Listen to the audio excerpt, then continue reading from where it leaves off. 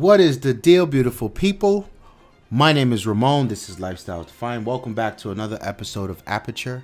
So I wanted to talk to you guys a bit about my newfound trio lens porn, if you will. So in the last episode of Aperture, we had a very interesting question. One of the homies, Richie, wanted to get into photography, and I thought he came across a rather intelligent segue or juncture, pretty much, and he asked what was best for him to get going, a DSLR or mirrorless. So as you know, or some of you may not know, I switched over to mirrorless a while back. I started with a Sony A7II. Now I'm on a A7 Mark II, and I'm loving it. And part of the mirrorless thing, especially for Sony, they sell this adapter. I think it's the LA-A4 or something like that. LE-A4, I can't remember.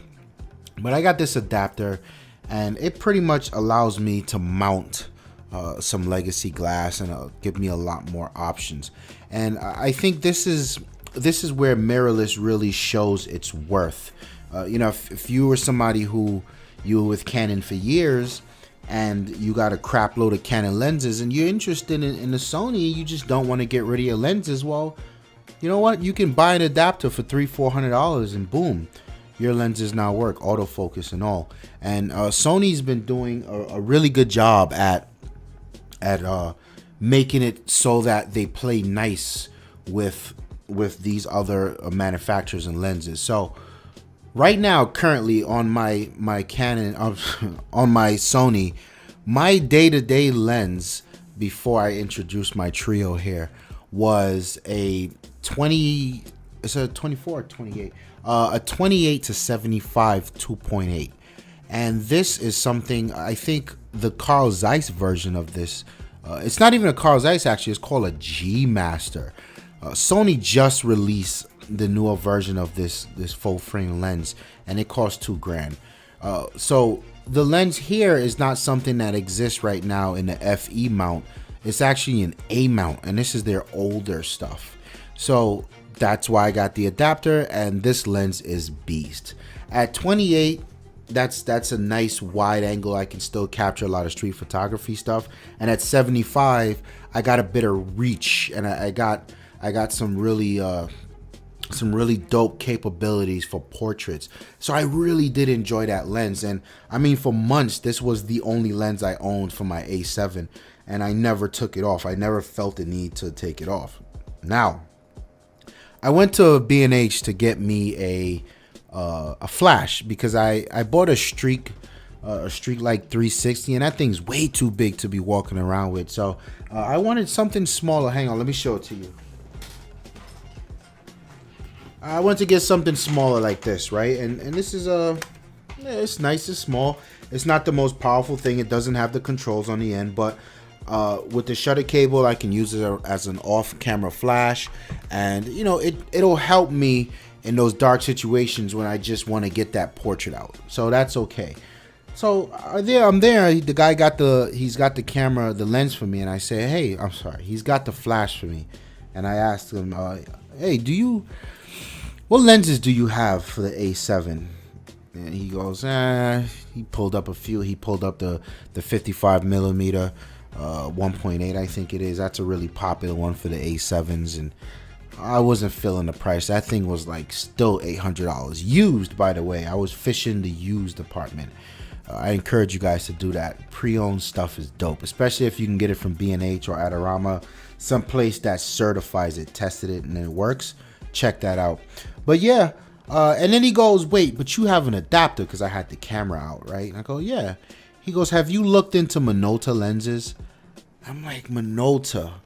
And it just all started coming back to me, right? And Jerry used to tell me a while ago, with my adapter, I should be able to get some really dope legacy glass and yada, yada, yada. But I never really paid attention to it.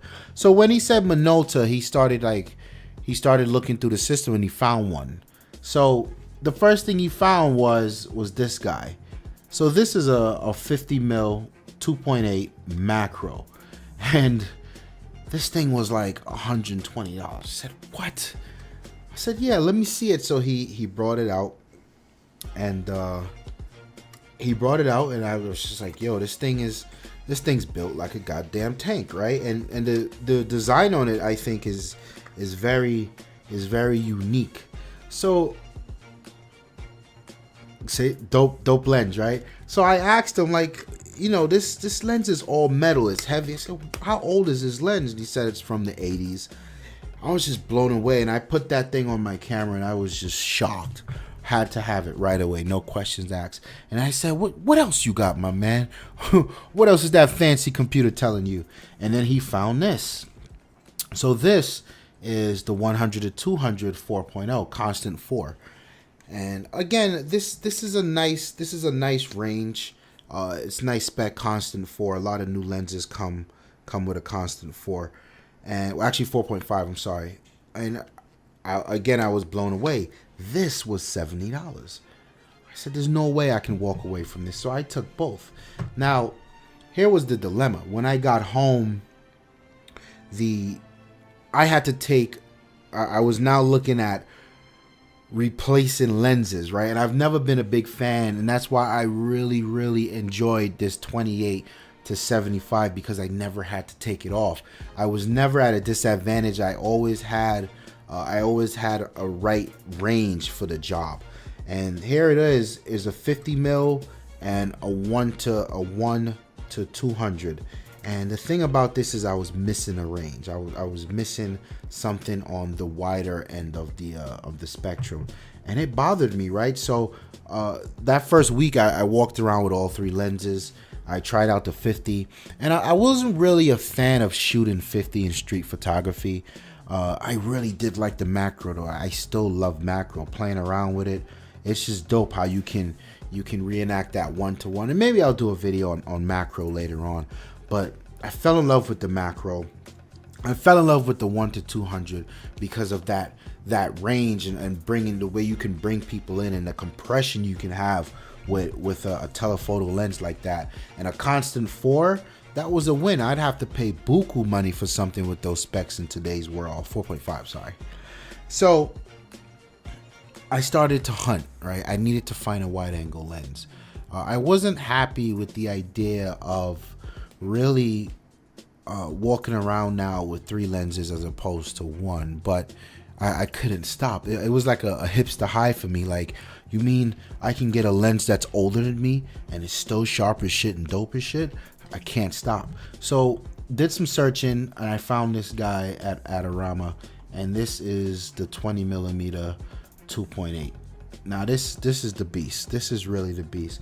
I've always wanted something that wide, and it was just a joy to find it. I paid $300 for this guy, and these 3 lenses right now, I think, are my holy trinity indeed. So much so that I don't leave the house with the 28 to 75 anymore. I leave it home, and I'm shooting with primes, right? Except for the telephoto lens, but I'm shooting with the 20 mil and the 50 mil, and then if I need to reach, I'll put on a 1 to 200. And it's interesting to see how that really challenged my photography. And you hear people say, use your feet, and shooting with primes forces you to really compose differently and come in and come out and think about the shot you're getting. I think it's absolutely true, and I am enjoying it. I do miss the fact that I had 1 goddamn lens and I was good, but you know, I think I'm at that level where I need to start focusing more on my subject and enjoying the art of composure, right? So I really do like this 3.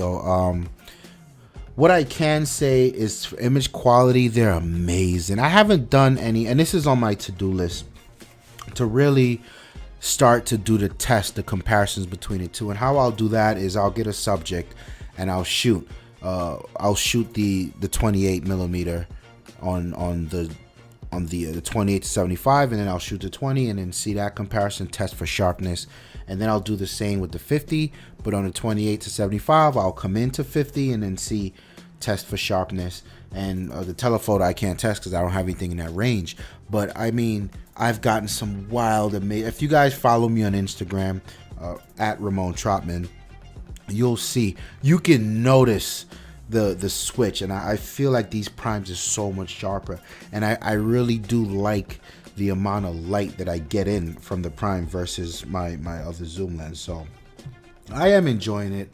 One thing I did notice is when I did a few videos with this guy with the 20mm, and it is an old lens. I can tell the autofocus is not as smooth, and it was hunting a lot in the video, and it really threw it off. So I think now my current workflow is my 24-75 I'll actually keep for video production on what I'm doing now, and maybe some reviews and stuff.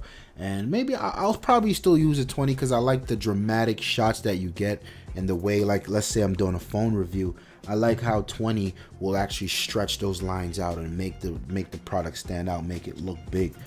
But I'll probably have to attack that with a manual setting. But so far, I mean, I'm very happy with the Trio. For me, the test was last weekend when I went to Coney Island, and I took all three, and I pretty much spent 2 hours at Coney Island with John shooting and putting it to the test and really getting to feel it out. So yeah, don't worry, that video is coming soon. That should be the next episode when I'll show you guys the pictures and what happened there. So yeah, thank you for hanging in there and listening to my story of the Minolta hipster lens switch. My name is Ramon. I'm out of here. Peace. Quick note before I get out of here. Lifestyles Defined is coming up on our 4th year in existence in April. And we always celebrate by having a party because there's a lot of people involved and a lot of hard work. And there's so many levels to this, right? Even if you talk about ignorant gamers and how we have a very good presence on Instagram and blah, blah, blah. A lot of you guys already know the spiel. Now, we went ahead and had a design, or I came up with a design actually, for what I'm calling the LD Love Collection. You should see that right now. You can get the link on the website. When you hit the website, it's at the top right. You can get it on our Facebook page. You can get it on our Instagram. Twitter, not so much. You know, Twitter moves a mile a minute. So the idea here is a lot of the profit from these t-shirts, these hoodies. If you think it's dope enough, and we'd be honored if you do think it's dope enough and something you would actually wear, it goes toward not the party but the general maintenance of the channel, and we've been fighting to get our budget up and get our resources together so we can get more things, more phones to review, tablets, laptops, all of that stuff. So this is us putting stuff in motion, and we would really appreciate your support. And the way you do so is by heading to the link and checking out the merch and letting me know if you like it, and hit that buy button if you really like it. And even if you don't like it, just leave a comment below. Let us know how you feel about it. If you know, any feedback you have on it, any things you would like us to do in the future, any ideas you got. Dopeness. I'm out of here. Peace. From the deep forest into the sun.